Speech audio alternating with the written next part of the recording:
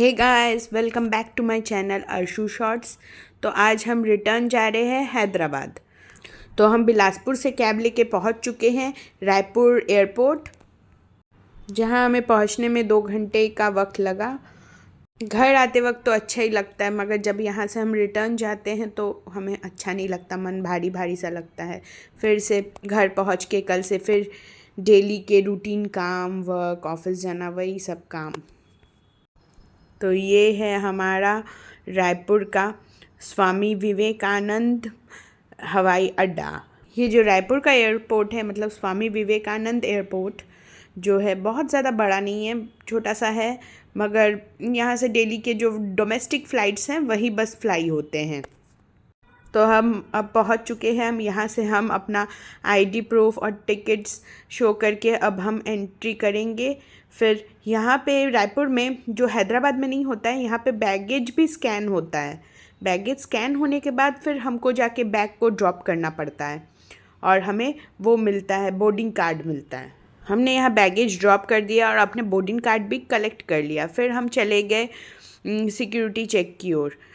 फिर हमने इस वहाँ ज़्यादा भी नहीं था, नॉर्मल था, और काउंटर्स भी बहुत सारे हैं, तो कोई प्रॉब्लम नहीं हुआ सिक्योरिटी चेक में। अब सिक्योरिटी चेक के बाद हम जा रहे थे, हमारा तो नीचे ही गेट था, पर फिर भी हम थोड़ा सा ऊपर चले गए कि थोड़ा टाइम है हमारे हाथ में, तो हम घूम लेते हैं। तो ये सब है शॉप्स यहाँ पे शॉप्स हैं, पर छोटा सा एयरपोर्ट है, तो नॉर्मली जो चीज़ एसेंशियल्स है, ज़रूरी है, वैसे ही खाने पीने के नॉर्मल शॉप्स हैं यहाँ पे। वहाँ से ही ऊपर से ये सब दिख रहा था, तो मैंने सब आप लोग के लिए शूट किया थोड़ा सा। फिर ऊपर से हम अपने गेट के पास आके वेट करने लगे। उस दिन फ़्लाइट बहुत डिलेड भी था। हमारा 6:50 का फ़्लाइट था, जो कि लगभग 7:05 या 7:10 को ही वहाँ से टेक ऑफ हुआ। तो ये हमारे को, हम बस में डाल के हमको फ़्लाइट में के पास लाया गया। ये बहुत ही छोटा सा फ़्लाइट है, जिसमें 70 या 80 सीटर वाला छोटा सा फ़्लाइट है, और जिसमें बहुत आवाज़ भी होता है, और एकदम छोटा सा। इसको देखते ही सबका, ऑलमोस्ट सब पैसेंजर्स का ही मन एकदम उदास सा हो गया था। फिर इस फ़्लाइट में कैबिन क्रू भी 2 रहते हैं। नॉर्मली फ़्लाइट्स में 4 कैबिन क्रू रहता है, मगर इस छोटे से फ़्लाइट में 2 ही कैबिन क्रू रहता है। फिर हम बैठ चुके थे, और सीट्स भी 4 होते हैं, 2-2 एक साइड। जैसे नॉर्मल बड़े प्लेन में 4-4 3-3 होते हैं ना, तो इसमें 2-2 साइड होते हैं। तो ये, और बड़े प्लेन की तुलना में इसमें आवाज़ भी बहुत ज़्यादा आता है अंदर, और ये टाइम भी बहुत लेता है। जब हम हैदराबाद से रायपुर गए थे तो ट्रैवलिंग टाइम हमको 45 मिनट्स लगा था, मगर जब हम अभी रिटर्न आ रहे हैं तो ये छोटे फ़्लाइट के कारण हमको travelling time 1 hour 20 minutes 30 minutes ऐसा लग गया हमको। तो इसमें ट्रैवल करने का टाइम भी बहुत ज़्यादा लग जाता है। नाइट में फ़्लाई करने के कारण बाहर का बहुत ज़्यादा शूट तो नहीं कर पाए, थोड़ा बहुत जो शूट किया वही।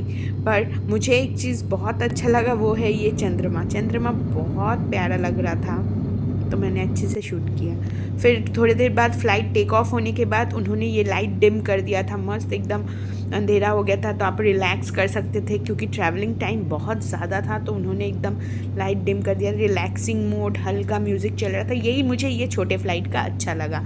बड़े फ़्लाइट में तो मैंने ध्यान नहीं दिया, ऐसा कभी किया उन्होंने, पर ये छोटे फ़्लाइट में ऐसा था, तो बहुत बहुत मस्त लगा।